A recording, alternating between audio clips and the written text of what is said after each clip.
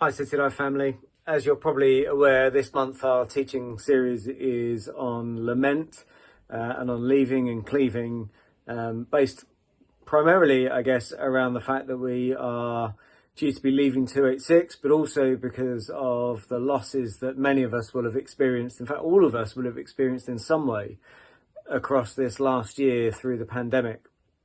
We're focusing on lament because it is good to be able to process those things, and particularly when leaving things in the past, whether that is things like 286 or some of the things that we've been accustomed to in life, living in the UK, leaving those things behind and embracing a new way of life. It's good to be able to leave those things well, to grieve properly in order to be able to move on properly and into all that God is calling us to.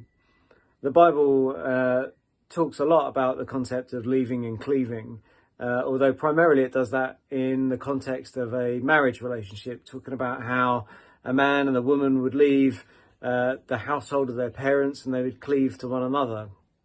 But as we know, Scripture also talks about our journey as a church, the church, capital C, in relationship to Christ as being like a marriage.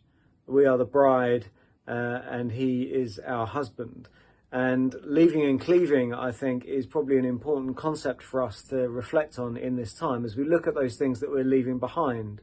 It's not just that we're leaving those things, but what are we cleaving to? To cleave means to cling on to hold fast to bind ourselves to stick close to.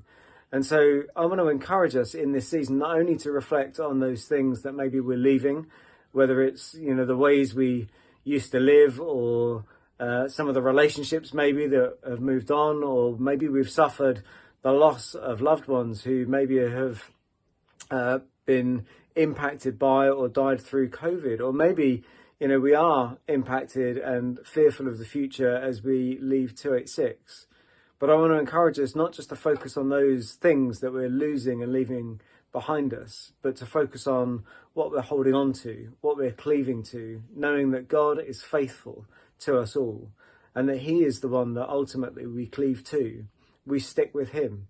We hold fast to him because he holds fast to us. He gave up everything in stepping out of heaven and coming to this earth in order to rescue us and win us to himself. And so he's already left heaven and cleaved to us. And there is an invitation for us to cleave to him, to hold fast to him, to draw close in this season, and to know our security and our provision and our hope and our future wrapped up and bound in him.